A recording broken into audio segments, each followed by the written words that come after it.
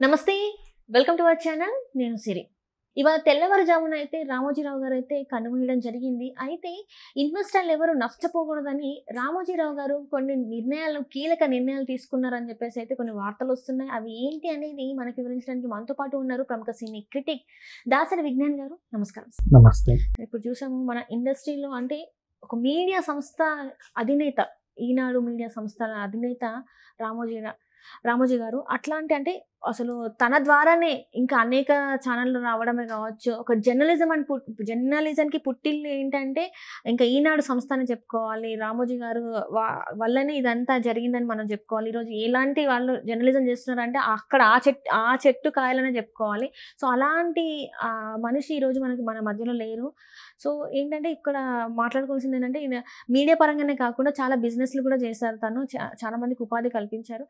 ఇక్కడ ఏంటంటే ఇన్వెస్టర్లు ఎవరైతే ఇన్వెస్ట్ చేస్తున్నారో వాళ్ళు నష్టపోకూడదు అని చెప్పేసి రామోజీ గారు కొన్ని నిర్ణయాలు తీసుకున్నారు అని చెప్పేసి కూడా మనకు వార్తలు వస్తున్నాయి.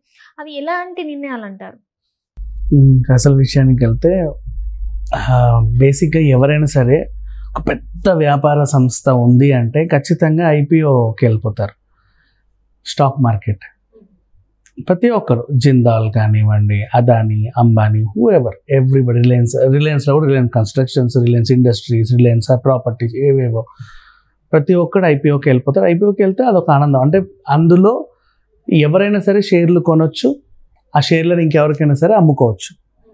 షేర్ వాల్యూ పెరిగినప్పుడు అమ్ముకుంటారు, షేర్ వాల్యూ తగ్గినప్పుడు ఏడుస్తారు, తెలిసిన విషయమే.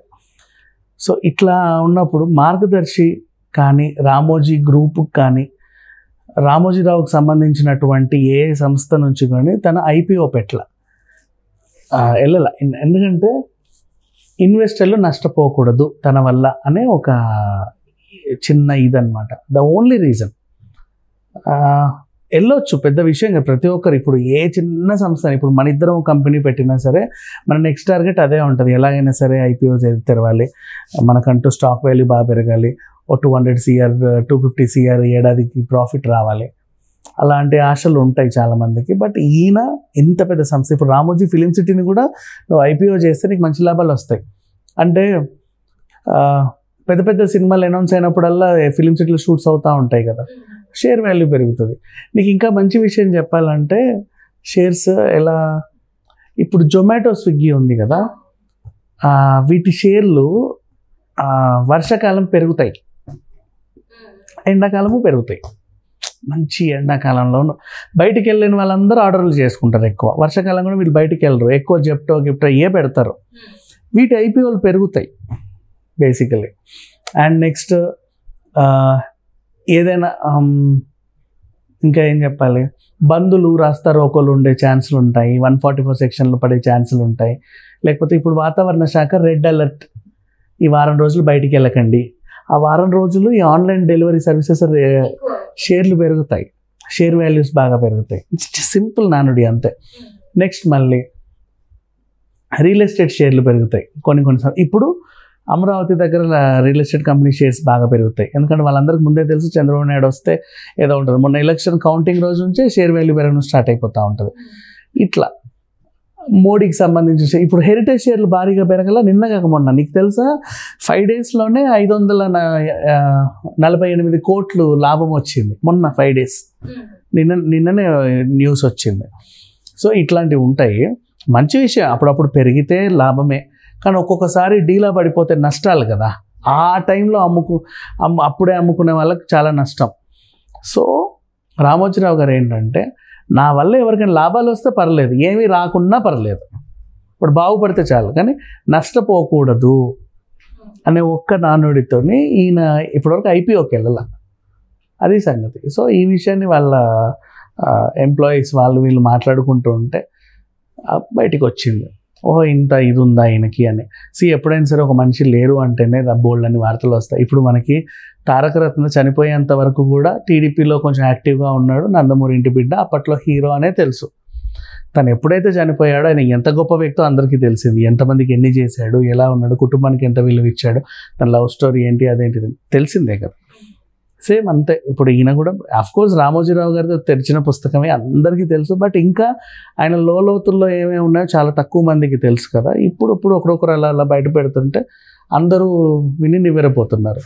అండ్ ఒక సాధారణ వ్యక్తి రాజకీయాలకు వచ్చి పిఎం అయ్యాడు, సీఎం అయ్యాడు అంటే ఏమన్నా అనుకోవచ్చు, కానీ సాధారణ వ్యక్తి వ్యాపారాలు పెట్టి అసలు అందనంత ఎత్తుకు ఎదగడం అంటే రామోజీరావే చాలా రేర్, వేళ్లపై లెక్క పెట్టుకునే వాళ్ళలో ఒకడు.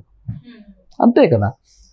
అంటే ఎక్కడ ఉద్యోగం చేసే స్థాయి, ఎక్కడ ఊరూర్ల పచ్చళ్ళు అమ్ముకునే స్థాయి, అక్కడి నుంచి చిన్న కంపెనీలు పెట్టడం, పరిశ్రమలు పెట్టి నలుగురికి పని కల్పించడం, తర్వాత ఇంకేదో చేయడం, వ్యాపార రంగంలో మార్గదర్శి పెట్టడం, మార్గదర్శి తర్వాత ఈనాడు వైజాగ్, తర్వాత ఈనాడు హైదరాబాద్, ఆ తర్వాత అలా అలా అలా అలా అలా అలా మన కళ్ళ ముందే అంచెలంచెలుగా ఎక్కడికో వెళ్ళిపోయాడు రామోజీరావు.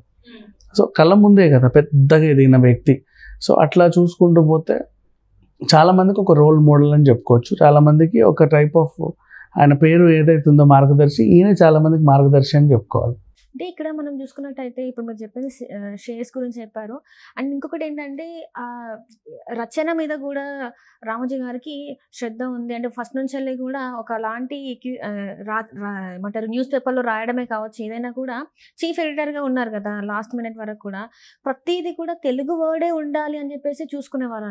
ఇది చాలా మందికి, కొంతమంది కామెడీలు చేసేవాళ్ళు అప్పట్లో, కానీ నిజంగా ఇప్పుడు ఇంటర్నెట్ రంగం అని చెప్పి చాలా పత్రికలు రాసి ఇంటర్నెట్ అనే పదం వాడు అంతర్జాలం అంటాడు.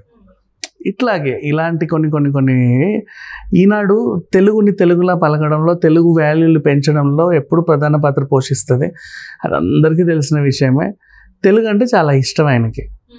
తెలుగుని చాలా తెలుగులానే మాట్లాడడానికి, ఆ భాష మీద నిజంగా ఇప్పుడు ఇంగ్లీష్ పేపర్లలో మీరు హిందూ చదివితే చాలామందికి మంచి ఇంగ్లీష్ ఉంటుంది. Hindu Deccan Chronicle, times of ఇండియాలో ఏదో ఉండి లేనట్టు ఉంటుంది, ఉండాలా వద్దా అన్నట్టు ఉంటుంది ఇంగ్లీష్. కానీ హిందూలో అలా ఉండదు, మంచి ఇంగ్లీష్ ఉంటుంది. హిందూ చదివే వాళ్ళ నాలెడ్జ్ వేరు. అండ్ హిందీ పేపర్స్లో మిలాప్, దానికి ఉన్న ఇది వేరు, మంచి హిందీ అది. తర్వాత హిందీ పేపర్స్ ఎన్ని ఉన్నా ఇది ఒక మంచి హిందీ ఉండేది దాంట్లో. నెక్స్ట్ ఉర్దూ పేపర్స్ వాళ్ళకి సియాసత్, మన హైదరాబాద్ ఇవన్నీ మంచి ఉర్దూ ఉంటుంది వాళ్ళకి, అద్భుతంగా అందంగా. అంటే చూసినప్పుడు అబ్బా మన భాష అనే ఒక మంచి ఫీలింగ్ చదువుతున్నప్పుడల్లా. అలాంటి ఫీలింగ్ ఈనాడు తీసుకొస్తుంది. మిగతా వార్తాపత్రికలు ఏమంతా ఇచ్చినా ఇవ్వకపోయినప్పటికీ కూడా ఈనాడు తీసుకొస్తుంది. ఆ ఫీల్ ఈనాడు బాగా క్యారీ చేసేది. మిగతా దాంట్లో అక్కడక్కడ కొన్ని ఇంగ్లీష్ పదాలు ఉంటాయి, కానీ ఈనాడు పేపర్ వాళ్ళు వాడరు బేసికల్లీ. సిటీ, అదే మళ్ళీ సంపుటి, సంచిక, వీళ్ళు వేరే దాంట్లో ఎడిషన్ అనేవో వేసేస్తారు, వీళ్ళు అట్లా వేయరు. ఆ విధంగానే బాగుండేది ఈ టైప్ ఆఫ్. అంటే తెలుగు ప్రాముఖ్యత, అంటే తెలుగుకి ఎంత అగ్రస్థాయి ఇచ్చారనేది మనం చూసాం. ఇక్కడ కూడా తను మాట్లాడుకున్నాను. అండ్ సినిమాలు చూసినట్టయితే స్టోరీ సెలెక్షన్ కూడా ప్రతిదీ కీన్ అబ్జర్వేషన్, వాళ్ళు సెలెక్ట్ చేసుకునే విధానమే. కానీ అంటే ఇప్పుడు అలాంటివి ఇంకా ఉండవేమో అనిపిస్తుంది. ఇంకా ముందు ఇంకా ఇదే ఇంకా లాస్ట్ ఇక్కడతోనే, ఇంకా ముందు అయితే అది కనిపించింది ఏమో. తర్వాత ఎవరు రామోజీరావు వారసత్వం పుచ్చుకొని దీన్ని మళ్ళీ ముందుకు తీసుకెళ్తారో అనేది వేచి చూడాలి. ప్రజెంట్ అయితే ఆయన ఉన్నంత వరకు అయితే ఆ విలువల్ని అయితే అదే స్థాయిలో కాపాడుకుంటూ వచ్చాడు చివరి రోజుల వరకు. ఇంకా నెక్స్ట్ ఉండే వాళ్ళు మరి దాన్ని ఏ స్థాయికి తీసుకెళ్తారు అనేది అయితే వేచి చూడాలి. Right and thank you so much అండి.